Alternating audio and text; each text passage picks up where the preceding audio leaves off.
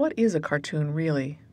Many of us love cartoons. Most of us grew up reading them or having them read to us. The fact is, cartoons have been around a long time.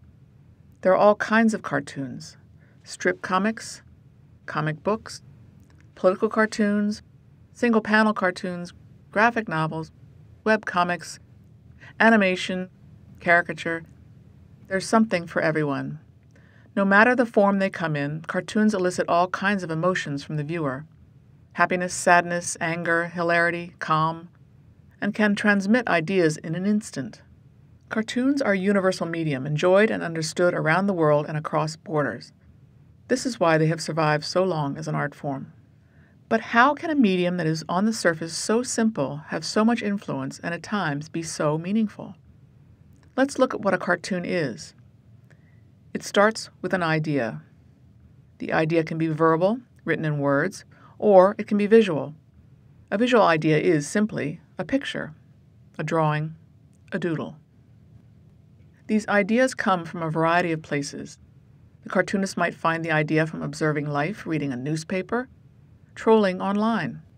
It can come from a sentence someone said, or a single word heard on television. Cartoonists are like sponges. They soak up people, places, mannerisms, clothing, and behavior. Sometimes they might jot them down in a little black book that they carry around with them. Other times it is just soaked up into the cartoonist's brain, only to be squeezed out later when she is sitting at her drawing table. Not only does a cartoonist have to be aware of what she is seeing visually, but she has to listen to herself think. In other words, take the incoming information and select it, shape it, and then use it for a cartoon. Now that you have an idea or something you think might be good for a cartoon, it's time to shape it. A cartoon is like a staged play. The cartoonist is playwright, director, stage designer, choreographer, and costume designer.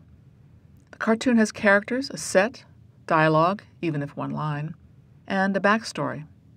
The characters must be dressed to fit the idea, speak in a way that is natural and forwards the idea or gives the punchline.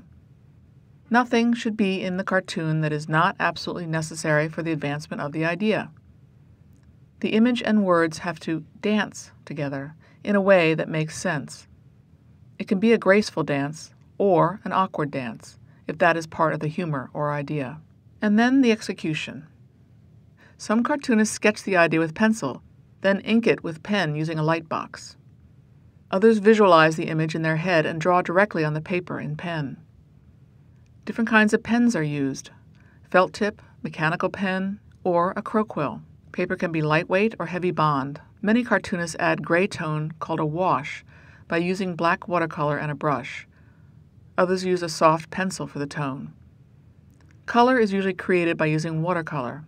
A finished cartoon can then be scanned and adjusted, and the caption can be added on the computer with Photoshop.